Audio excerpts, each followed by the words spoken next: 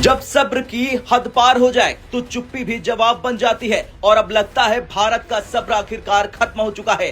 भारत ने बांग्लादेश के खिलाफ अब सिर्फ बयानबाजी नहीं, जमीनी एक्शन लेना शुरू कर दिया है। जो गुस्सा अब तक सोशल मीडिया पर दिख रहा था, वही गुस्सा अब सड़कों पर उतर आया है। सबसे पहले बात करते हैं भारत के सरकारी एक्शन की। पहला बड़ा कदम, बांग्लादेश के चिटगांव में भारत का वीजा सेंटर बंद कर दिया गया। इसका मतलब साफ है, बांग्लादेशी नागरिकों को भारत आने में दिक्कत होगी, मेडिकल, एजुकेशन और बिजनेस वीजा पर असर होगा और सीधा दबाव ढाका पर होगा। दूसरा बड़ा एक्शन, एयर रूट से जाने वाले सामान पर रोक, यानी एयर कार्गो ठप, ट्रेड स्लो और सप्लाई चेन पर असर। ये कदम सिर्फ आर्थिक नहीं, कूटनीतिक दबाव का साफ संकेत है।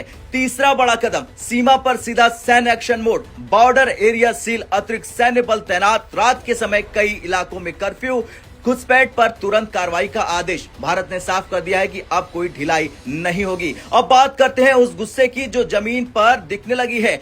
बराक वैली से सबसे पहले खबर सामने आई, हजारों लोग सड़कों पर उतरे, बांग्लादेशी विरोधी नारे लगाए, साफ चेतावनी दी कि सीमा पार की हर हरकत का असर यहां पड़ता है। बराक वैली बांग्लादेश के बेहद करीब है, इसलिए यहां के लोग हालात को लेकर ज्यादा चिंतित हैं। सिलचर में युवा संगठन, स्थानीय सामाजिक समूह शांति प्रदर्शन कर रहे हैं। प्रदर्शनकारियों ने उन लोगों की तस्वीरें जलाई जिन पर बांग्लादेश में हिंसा फैलाने के आरोप है। मांग साफ है कि अंतर्राष्ट्रीय स्तर पर कार्रवाई हो। तीसरा, अगर इस पूरे आंदोलन की शुरुआत कहीं से मानी जाती है तो वो है त्रिपुरा।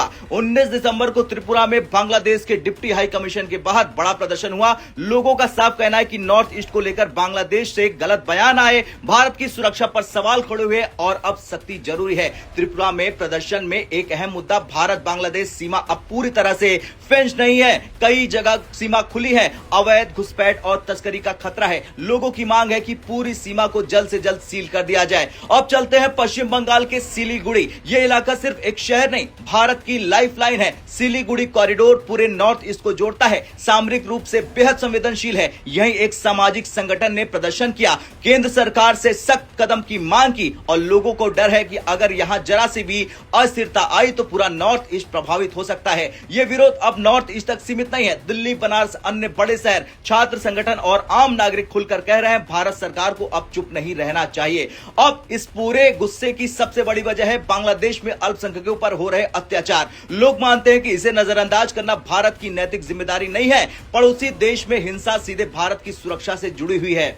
अब तक भारतीय सेना का बांग्लादेशी सेना से डायरेक्ट संपर्क स्थापित हो चुका है। बॉर्डर पर नाकाबंदी हो चुकी है। कोहरे की वजह से रात में कर्फ्यू लगा दिया गया है, क्योंकि सर्दियों में कोहरे की आड़ में घुसपैठ की कोशिश बढ़ती है और स्पष्ट आदेश है कि घुसपैठ दिखी तो तुरंत एक्शन करो। खैर, भारत ने संकेत दे दिया है, ट्रेड रोका है, वीजा बंद किया है, बॉर्डर सील किया है और अब गेंद बांग्लादेश के पाले में है। आपसे सवाल, आप बताइए, भारत सरकार को आगे और कौन कौन से बड़े कदम उठाने चाहिए? कमेंट बॉक्स में अपनी राय जरूर दें।